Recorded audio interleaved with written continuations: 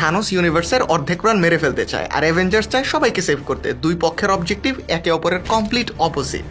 আপনি যদি ইউটিউবে সার্চ করেন থানোস ওয়াজ রাইট, তাইলে অজস্র কন্টেন্ট পাবেন যেখানে থানোস কেন রাইট ছিল সেটা ব্যাখ্যা করা হচ্ছে। Now here is the problem, Thanos যদি রাইট হয় তাহলে রাইটের বিপরীত হবে wrong. Does that mean Avengers are wrong? Not really, এতটাও সিম্পল না ব্যাপারটা। এর উত্তর আমরা অ্যাভেঞ্জার্সের স্টোরি স্ট্রাকচার অ্যানালাইজ করলেই পাবো, কিন্তু তার আগে ইটারনালস এবং সেলেস্টিয়ালসের গল্পের সূত্র ধরে থানোসকে কেন রাইট হিসেবে গণ্য করা হয় তার একটা কুইক রিক্যাপ দিয়ে নেই। মার্ভেল সিনেম্যাটিক ইউনিভার্সে ইটারনালস আর সেলেস্টিয়ালসদের ব্যাকস্টোরি সহ ফুল ফিল্ম আসে সর্বপ্রথম 2021 সালে। সেলেস্টিয়ালসরা হচ্ছে গড লাইক কসমিক এন্টিটি যারা হিউজ টাইম স্কেলে অপারেট করে, গ্রহ নক্ষত্র এমনকি অন্যান্য সেলেস্টিয়ালসও ক্রিয়েট করতে পারে। সেক্ষেত্রে একটা প্ল্যানেটের কেন্দ্রে সেলেস্টিয়াল সিড বসানো লাগে যেটা বাঁচে এবং বাড়ে মানুষের মতো ইন্টেলিজেন্ট স্পিসিসের লাইফ এনার্জি অ্যাবজর্ব করার মাধ্যমে। এবং পপুলেশন বাড়তে বাড়তে একটা সার্টেন থ্রেশহোল্ড হিট করলে সেলেস্টিয়াল সিডটা তখন একটা পূর্ণাঙ্গ সেলেস্টিয়ালের রূপ নেয়। কিন্তু পৃথিবীতে তো বিভিন্ন প্রেডিটর আছে যারা মানুষকে খেয়ে ফেলে, পপুলেশন সেই থ্রেশহোল্ডে হিট করতে দেরি হয়। তো এই প্রবলেমটা সলভ করার জন্য সেলেস্টিয়ালসরা বানায় ডিভিয়েন্স। এরা হচ্ছে সবচাইতে শক্তিশালী এপেক্স প্রেডিটর যারা মানুষকে খেয়ে ফেলবে এমন অন্যান্য সব প্রেডিটরদেরকে খাওয়ার মাধ্যমে মানুষকে বাঁচায়। কিন্তু পরবর্তীতে ওরা এক সময় মানুষ মারতে শুরু করে, আর তখন সেলেস্টিয়ালসরা বানায় ইটারনালসদেরকে। ওদের মিশন একটাই, ডিভিয়েন্স মারো আর মানুষ বাঁচাও, পপুলেশন দ্রুত গ্রো করুক আর সেলেস্টিয়াল সিড দ্রুত রূপ নিক একটা পূর্ণাঙ্গ সেলেস্টিয়ালে। আর এই ঘটনাকে বলা হচ্ছে ইমার্জেন্স। আর যখনই পূর্ণাঙ্গ সেলেস্টিয়ালের ইমার্জেন্স ঘটবে সে তার হোস্ট প্ল্যানেটকে ডিস্ট্রয় করে দিবে, সবাই তখন মারা যাবে। And this is exactly where Thanos comes into the story. You should have gone for the head. I don't know what's happening. I don't want to go. I don't want to go, sir, please.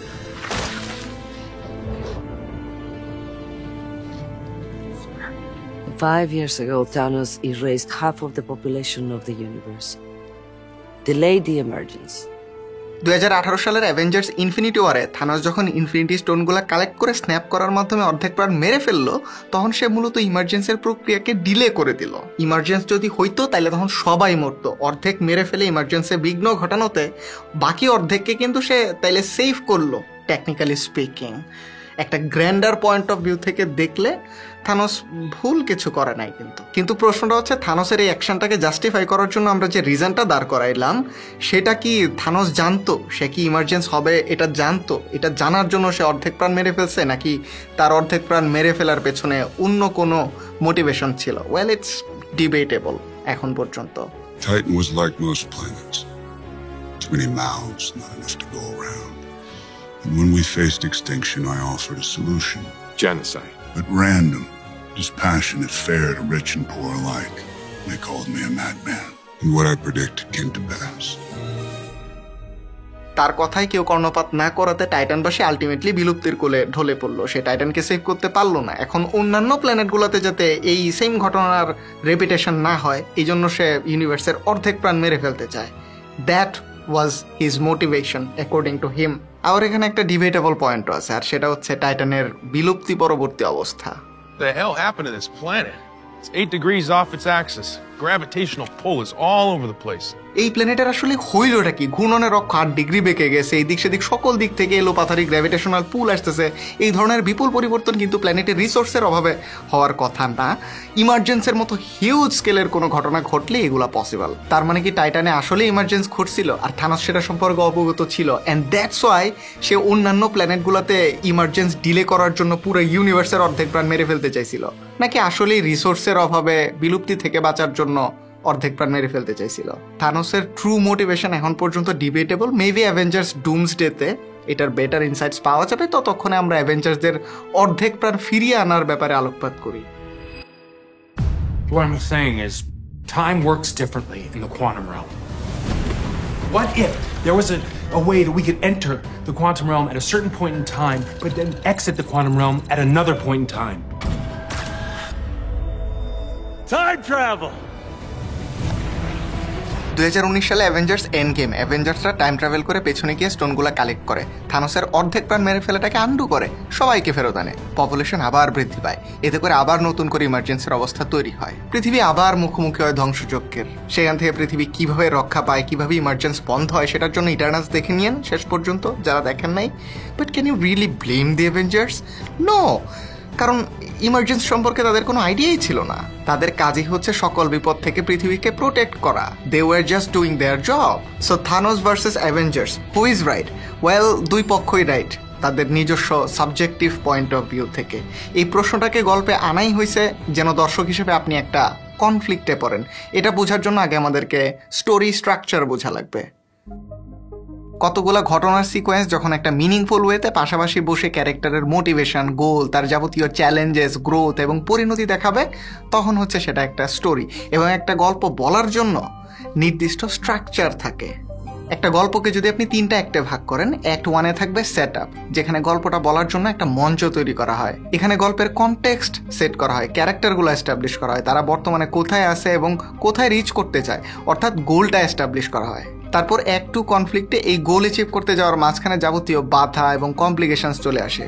সেটা হতে পারে কোনো একটা challenge, হতে পারে কোনো একটা central problem, what ever it is. এইসব যাবতীয় চ্যালেঞ্জেসগুলোকে অতিক্রম করে ক্যারেক্টার কীভাবে গ্রো করে এবং সে কি শেষ পর্যন্ত তার গোলে রিচ করতে পারলো কিনা, সেই শেষ পরিণতিটা দেখানো হয় অ্যাক্ট 3 রেজলিউশনে। একটা ছোট্ট এক্সাম্পল দিলেই ক্লিয়ার হবে, তারপর আমরা থানোস ভার্সেস অ্যাভেঞ্জার্সে ফিরবো। রিসেন্টলি আমি একটা অসাম কমিক বুক পড়তেছিলাম, ক্র্যাকল্যান্ড, যেখানে 2টা গ্রহ একে অপরের সাথে সংঘর্ষে লিপ্ত হবে এমন একটা অবস্থা। একটা গ্রহের মানুষ জাদুবিদ্যায় পারদর্শী, অপরটা পারদর্শী সায়েন্স অ্যান্ড টেকনোলজিতে। তারা তাদের সব রিসোর্স, নলেজ আর যাবতীয় এবিলিটি ইউজ করেও 2 প্ল্যানেটের সংঘর্ষ থামাইতে পারলো না। আর 2 প্ল্যানেটের সংঘর্ষ যেখানে হয়েছে, সেখানে ম্যাজিক্যাল মনস্টার এবং যাবতীয় ডেঞ্জারে ভরপুর একটা অদ্ভুত জগৎ তৈরি হয়েছে, যেটা ক্র্যাকল্যান্ড নামে পরিচিত। সো 2 প্ল্যানেটের বাসিন্দায় অনেক বছর যাবৎ ক্র্যাকল্যান্ড এক্সপ্লোর করার চেষ্টা করতেছে, কিন্তু এই জায়গাটা এতটাই ডেঞ্জারাস এবং এতটাই কনফিউজিং যে ওখানে যাওয়ার পর আইদার মারা যায় অলমোস্ট সবাই, অথবা হারায় যায়। খুব কম সংখ্যক মানুষই ওখান থেকে ফিরে আসতে পারে। তো কৌতূহলবশত এক্সপ্লোর করতে করতে তারা তাদের রিসোর্স এক্সস্ট করে ফেলতেছে, অর্থনীতির অবস্থা খারাপ দিকে যাচ্ছে। তবুও ক্র্যাকল্যান্ড আসলে কি হয়, কি কি মিস্ট্রি ওখানে লুকানো আছে, সেটার কুলকিনারা কেউ করতে পারে নাই। That is act 1, the set up of the story. তারপর অ্যাক্ট 2-তে এই অজানা রহস্যের সমাধান করতেই 2 প্ল্যানেট থেকে রাজার ছেলে অ্যাবেট আর ওয়ার চিফের ছেলে ফিলিপ তাদের টিম নিয়ে ক্র্যাকল্যান্ড এক্সপ্লোরেশনে বের হয়ে পড়ে। এক পর্যায়ে দুইজনই তারা তাদের টিম থেকে সেপারেট হয়ে হারায় যায় ক্র্যাকল্যান্ডের ভেতর এবং একে অপরের সাথে দেখা হয় ফাইনালি, যেখানে তারা যাবতীয় ডেঞ্জার আর চ্যালেঞ্জের সম্মুখীন হয়। এখন কি এই সিচুয়েশন থেকে তারা বেঁচে ফিরতে পারবে? ক্র্যাকল্যান্ডের মিস্ট্রি সলভ করতে পারবে? কি হবে তাদের পরিণতি? ওয়েল, সেটা অ্যাক্ট 3, সেটা আমি বলবো না।